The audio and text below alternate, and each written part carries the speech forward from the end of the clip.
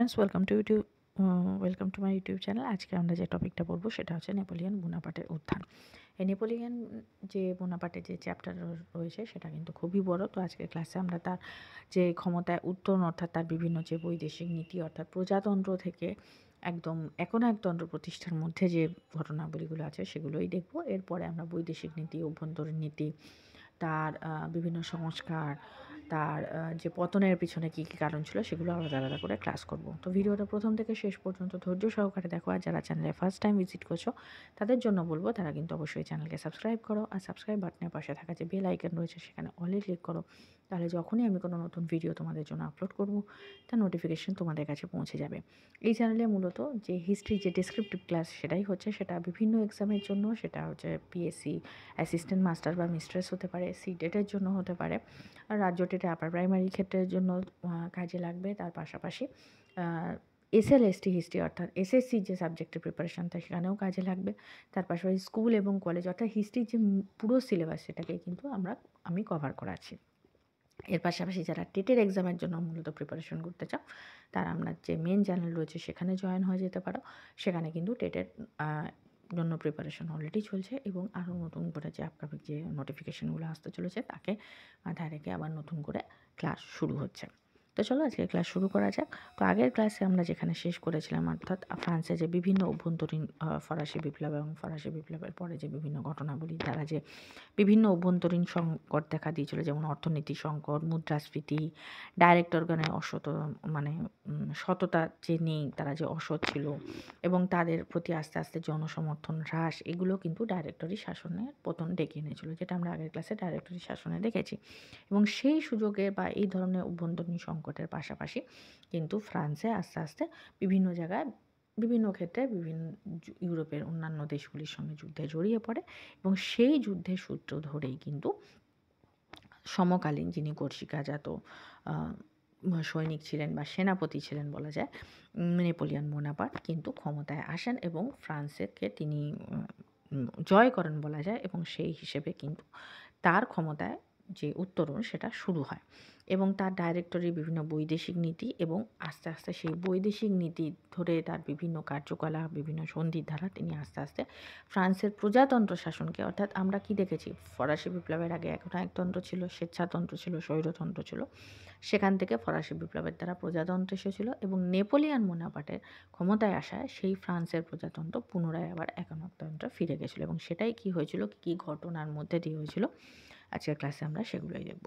তো প্রথমেই যেটা দেখব যে নেপোলিয়ন বোনাপার্টের উত্থানের কারণ বা তার ডাইরেক্টর হিসেবে, তিনি তো ডাইরেক্টর হিসেবে ক্ষমতায় এসেছিলেন, তো সেই হিসেবে তার বৈদেশিক নীতিগুলো কী কী। তার প্রথমেই সেই ঘটনাটা ঘটেছিল, সেটা হচ্ছে প্রথম রাষ্ট্রজোট। 1793 খ্রিস্টাব্দে ষোড়শ লুইয়ের প্রাণদণ্ড হলে Austria, Prussia, England, Spain, Portugal, Sardinia প্রভৃতি দেশ ফ্রান্সের বিরুদ্ধে একটা রাষ্ট্রজোট গঠন করে, যেটাকে প্রথম রাষ্ট্রজোট বলা হয়। এই রাষ্ট্রজোট কিন্তু স্থায়িত্ব লাভ করেনি, কারণ ফরাসি বাহিনী সর্বত্র জয়লাভ করতে থাকলে প্রাশিয়া, হল্যান্ড, স্পেন প্রভৃতি দেশগুলি এই রাষ্ট্রজোট ত্যাগ করতে শুরু করে। কিন্তু বেলজিয়াম ফরাসি বাহিনীর উপস্থিতি অস্ট্রিয়া ও ইংল্যান্ডকে যুদ্ধ চালিয়ে যেতে বাধ্য করে। তার ফলে কি হয়, ডাইরেক্টরি ক্ষমতা লাভের ঠিক কিছু সময় আগে ফ্রান্স প্রথম রাষ্ট্রজোটের সঙ্গে যুদ্ধে লিপ্ত ছিল এবং নেপোলিয়ন ক্ষমতায় আসার পরে তা আস্তে আস্তে কিন্তু যে সিচুয়েশন সেটা আস্তে আস্তে পরিবর্তন হতে শুরু করে। সেখানে কি হচ্ছে, সেখানে ক্ষমতায় অধিষ্ঠিত হওয়ার পরেই ডাইরেক্টরি শাসন যেটা যেটা ছিল তারা শান্তি প্রতিষ্ঠার জন্য উদ্যোগী হয়ে ওঠে, কিন্তু ইংল্যান্ড ও অস্ট্রিয়া কোনো মতেই এই শান্তি জোটের মধ্যে আসতে চাইছিল না। তারা কিন্তু ফ্রান্সের বিরুদ্ধে যুদ্ধ চালিয়ে যাওয়ার নীতি গ্রহণ করতে থাকে। তার ফলে কী করতে হচ্ছে, যখন অন্যান্য দেশ অর্থাৎ ফ্রান্স, প্রাশিয়া, স্পেন এরা যখন রাষ্ট্রজোট থেকে বেরিয়ে আসে তখন ফ্রান্স এদের সাহায্য লাভের চেষ্টা করে। কিন্তু প্রাশিয়ার তৎকালীন যিনি রাজা ছিলেন দ্বিতীয় ফ্রেডরিক, তিনি ফ্রান্সের সঙ্গে যে মৈত্রী স্থাপনে সেটাতে তিনি উৎসাহী ছিলেন না। তবে ইউরোপের অন্যান্য ছোট ছোট রাষ্ট্রগুলি ছিল, তারা কিন্তু ফরাসি এই যে প্রজাতন্ত্র শাসন বা ফ্রান্সকে সাহায্য করতে তারা উদ্যোগী হয়েছিল। এর ফলস্বরূপ 1795 খ্রিস্টাব্দে টাস্কানির ডিউক ফ্রান্সের সঙ্গে এক সন্ধিতে আবদ্ধ হন। এছাড়া ডাইরেক্টরি উত্তর ইউরোপের বিভিন্ন রাষ্ট্র যেমন ডেনমার্ক, সুইডেন প্রভৃতির সঙ্গেও একটা ঘনিষ্ঠ এবং বন্ধুত্বপূর্ণ সম্পর্ক স্থাপন হয়।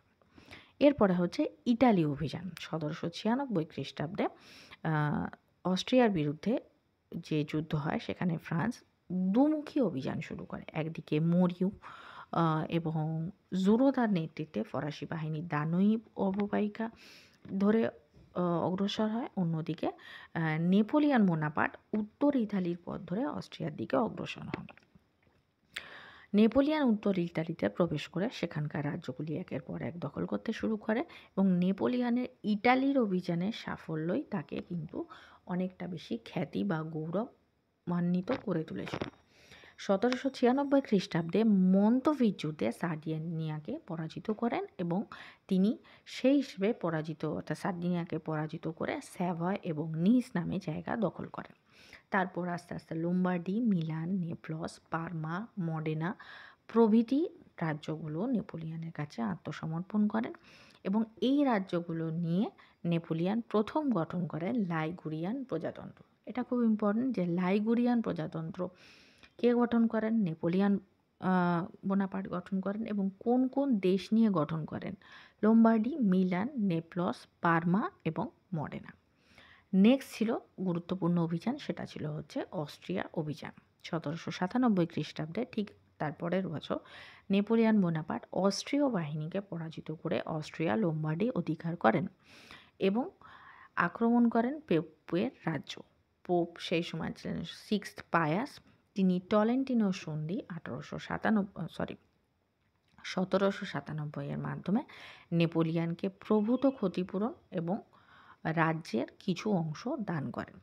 এরপর নেপোলিয়ন অস্ট্রিয়ার বিরুদ্ধে পুরো উদ্যমে অগ্রসর হন এবং রিভোলির যুদ্ধে, যেটা ছিল 1797 খ্রিস্টাব্দে, সেখানে অস্ট্রিয়া পরাজিত হয় এবং অস্ট্রিয়ার সম্রাট দ্বিতীয় ফ্রান্সিস নেপোলিয়নের সঙ্গে ক্যাম্পিও ফর্মি সন্ধি স্বাক্ষর করেন। এটাও খুব ইম্পর্টেন্ট যে ক্যাম্পিও ফর্মি সন্ধি কাদের মধ্যে হয়েছিল, তাহলে অস্ট্রিয়া আর যিনি সম্রাট ছিলেন দ্বিতীয় ফ্রান্সিস এবং নেপোলিয়নের মধ্যে।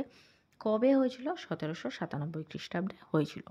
এই সন্ধির শর্ত অনুসারে অস্ট্রিয়া রাইন নদীকে ফ্রান্সের পূর্ব সীমান্ত হিসেবে স্বীকৃতি দেয় এবং ফ্রান্স অস্ট্রীয় নেদারল্যান্ড, আয়োনিয়ান দ্বীপপুঞ্জ এবং বেলজিয়াম লাভ করে। ইতালিতে ফ্রান্স কর্তৃক প্রতিষ্ঠিত লাইগুরিয়ান এবং সিজালপাইন প্রজাতন্ত্রকে অস্ট্রিয়া স্বীকৃতি দান করে। এরপরের অভিযান ছিল গুরুত্বপূর্ণ মিশর অভিযান। নেপোলিয়নের উদ্দেশ্য ছিল মিশরকে ফরাসি উপনিবেশে রূপান্তরিত করা এবং সেখান থেকে ইংল্যান্ডের ব্যবসা বাণিজ্য ধ্বংস করে প্রাচ্যে ভারতে ব্রিটিশ সাম্রাজ্যের অস্তিত্বকে বিপন্ন করা। আমরা ভারতের ইতিহাস যখন পড়েছি সেখানেও দেখেছি যে ক্ষমতা নিয়ে লড়াইয়ে ফ্রান্স এবং ইংল্যান্ড কিন্তু সবসময় একে অপরের প্রতিদ্বন্দ্বী ছিল। ইউরোপে বিভিন্ন ফ্রান্স আর ইংল্যান্ডের যে প্রতিদ্বন্দ্বিতা, তার যে ফলাফল বা প্রভাব, সেটা ভারতের ক্ষেত্রেও দেখেছি। তো সেই যেটা ভারতে একদিকে যেরকম তার প্রভাব পড়ছিল, ইউরোপেও কিন্তু তার প্রত্যক্ষ প্রভাব দেখা দিয়েছিল। এই হিসেবে 1798 খ্রিস্টাব্দে নেপোলিয়ন তুলো বন্দর থেকে মিশর অভিমুখে যাত্রা করেন। মাল্টা ও আলেকজান্দ্রিয়া অধিকার করেন তিনি। যেটা অর্থাৎ মাল্টা ও আলেকজান্দ্রিয়াকে যে যুদ্ধে তিনি জয় করেন সেটা ছিল পিরামিডের যুদ্ধ এবং এই যুদ্ধে মিশরকে পরাজিত করে তিনি কায়রো নগরে প্রবেশ করেন। কিন্তু নীল নদের যুদ্ধে, সেটাও 1798 খ্রিস্টাব্দ ছিল, বিশ্বের শ্রেষ্ঠ নৌশক্তি ইংল্যান্ডের কাছে ফরাসি বাহিনী পরাজিত হয়। তাহলে কি হচ্ছে? পিরামিডের যুদ্ধে মিশরকে পরাজিত করে, কিন্তু নীল নদের যুদ্ধে তারা ইংল্যান্ডের কাছে পরাজিত হয়। এই যুদ্ধে ব্রিটিশ যিনি সেনাধ্যক্ষ ছিলেন বা নৌ সেনাধ্যক্ষ ছিলেন তিনি ছিলেন নেলসন। নীল নদের যুদ্ধে পরাজয়ের ফলে ফ্রান্সের সঙ্গে নেপোলিয়নের সংযোগ বিচ্ছিন্ন হয়ে যায়। এরপরে হয় গুরুত্বপূর্ণ দ্বিতীয় রাষ্ট্রজোট। নেপোলিয়নের মিশর অভিযান রাশিয়া ও তুরস্ককে ক্ষুব্ধ করে এবং নিকট প্রাচ্যে এই দুই রাষ্ট্রের স্বার্থ যেহেতু এতে ক্ষুণ্ণ হচ্ছিল, যার ফলশ্রুতি হিসেবে ফ্রান্সের বিরুদ্ধে দ্বিতীয় রাষ্ট্রজোট গঠন হয়। প্রথম রাষ্ট্রজোট একদম প্রথমেই আমরা পড়েছি, Austria, Prussia, England, Spain, Portugal, Sardinia প্রভৃতি দেশ মিলে করেছিল। দ্বিতীয় রাষ্ট্রজোটে ইংল্যান্ড, রাশিয়া, তুরস্ক এবং পরে অস্ট্রিয়াও সেখানে যোগ দেয়। ঠিক এর পরের বছর 1799 খ্রিস্টাব্দে আলেকজান্দ্রিয়া ত্যাগ করে নেপোলিয়ন ফ্রান্সে ফিরে আসেন। ডাইরেক্টরি বৈদেশিক নীতি এবং নেপোলিয়নের মিশর অভিযানের ব্যর্থতা এবং ফ্রান্সের বিরুদ্ধে দ্বিতীয় রাষ্ট্রজোট গঠনে ডাইরেক্টরি পতনের পথ অনেকটা প্রস্তুত করেছিল।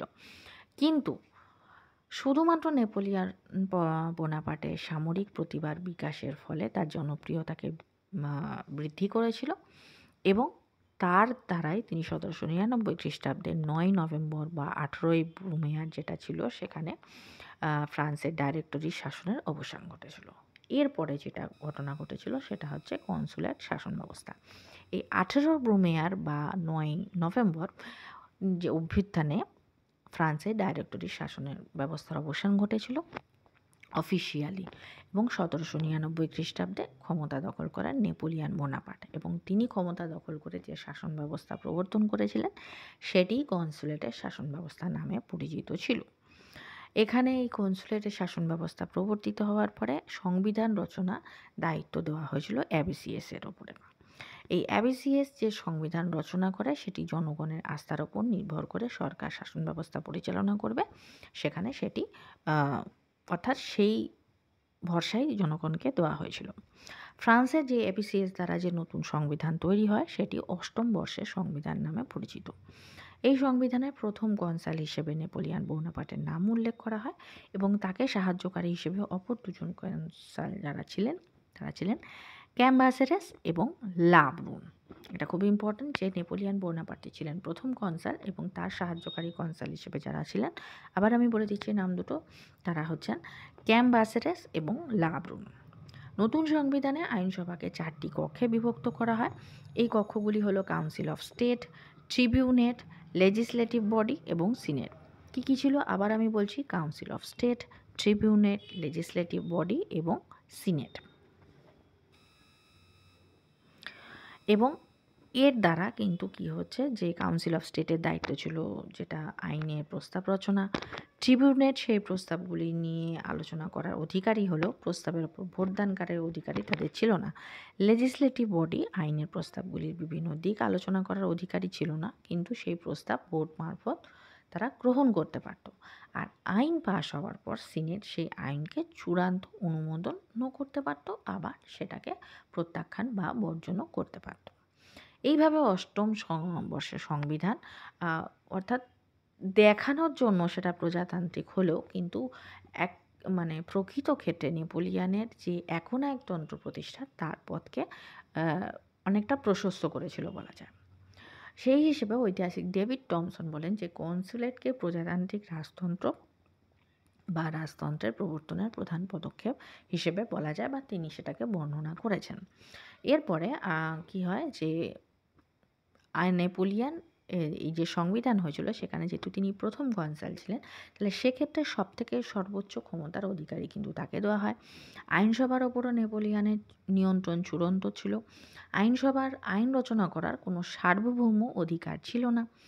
সিনেট এবং কাউন্সিল অফ স্টেটের মনোনীত সদস্যবৃন্দের মাধ্যমে প্রথম কনসাল বা নেপোলিয়ন আইনসভাকে নিয়ন্ত্রণ করতে পারতেন।